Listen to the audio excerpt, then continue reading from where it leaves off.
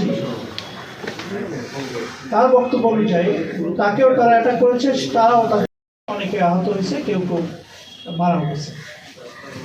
আমাদের তদন্তে এসছে সে শাহিনের সাথে কোনো মামলা আমরা খুঁজে পাইনি, মামলা নেই সে, এবং সে আমাদের এইটা শাহিনের যে বক্তব্য আতঙ্কিত না, শাহিনের বক্তব্য হচ্ছে যে সে বাড়ি থেকে বের হয় বিকেলে সন্ধ্যার আগে আগে, তখন সে একটি বাসা থেকে তার ফ্রিজ থেকে একটি আপেল নেয়, আপেল কাটতে কাটতে খেতে খেতে বাড়ি থেকে বের হয়েছিল, এবং এই আপেল খাওয়ার কারণে আপেল কাটার ছুরি তার কাছে ছিল।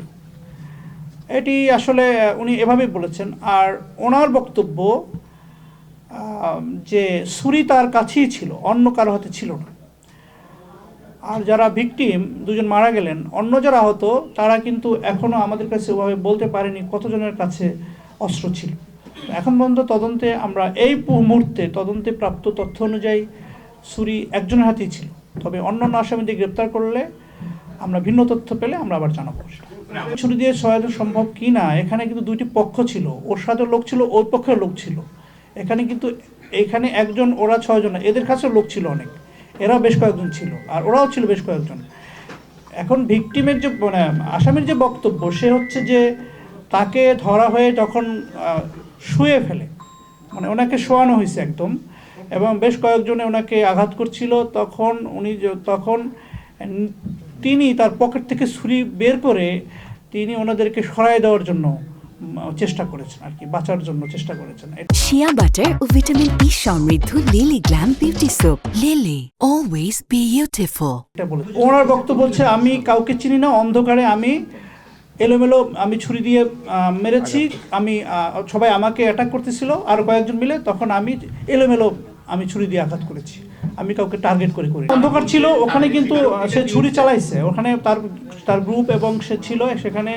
ওই ছুরিটা আমরা দেখাবো আপনার। আসলে কি 17 তারিখ ডিসেম্বর, আজকে হচ্ছে আমরা আসামি ধরলাম 10 তারিখে, হ্যাঁ, তাই খুব বেশি দিন লাগে নাই। আর একটা কিছু মনে রাখবেন যে যারা আসামি, তারা এখনকার টেকনোলজি সম্পর্কে আইডিয়া আছে, তারা কিন্তু আমাদের সামনে বসে নেই, তারা বিভিন্ন জায়গায় বিভিন্ন কায়দায় তারা কিন্তু পালিয়েছিল।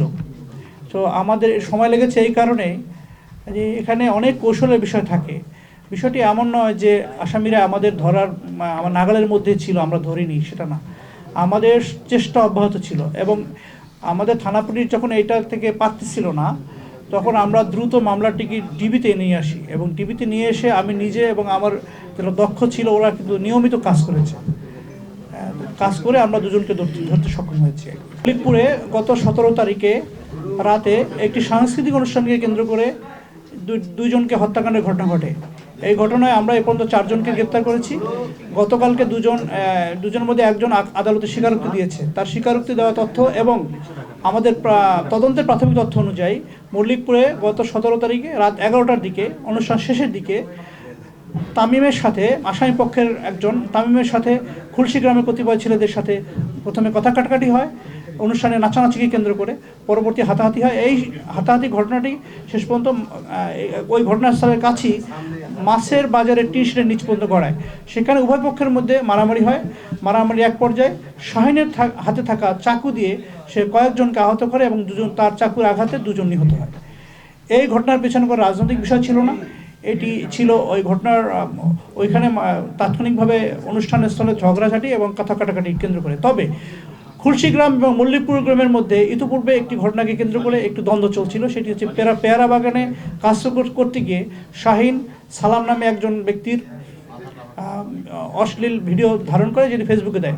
তখন থেকেই 2 গ্রামের কতিপয় কিশোরদের মধ্যে দ্বন্দ্ব চলে আসছিল।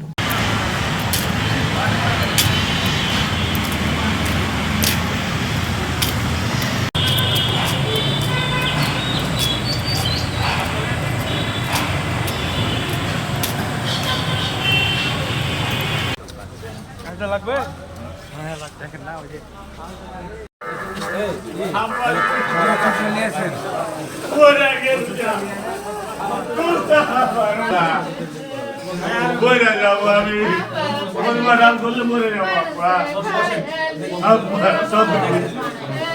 বক্স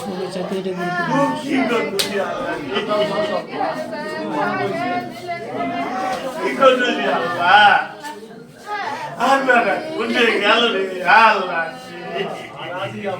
উকি মাগে ও কেনে 16 ডিসেম্বর বুঝি আল্লাহ দেখতে কিসে 16 ডিসেম্বরে কিসের অনুষ্ঠান করেছে হ্যাঁ ছেলে আমি বলতে পারবো না রে সোনা বাবা রে হারা ফোন শুনে হারা বাড়ি এনে আসছে রে সোনা আচ্ছা শুনছি মরে কিছু কইতে পারবো না রে সোনা হারা কিছু কইতে পারবো না হ্যাঁ ছেলের কেটা রক্ত ঝরাইলে হ্যাঁ ছেলেকে কেটা মনে এখানে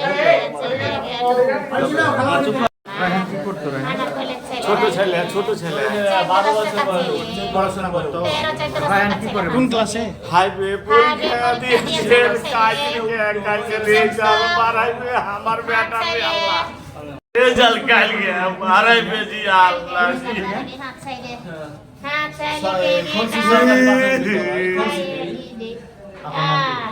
মুখে মাগি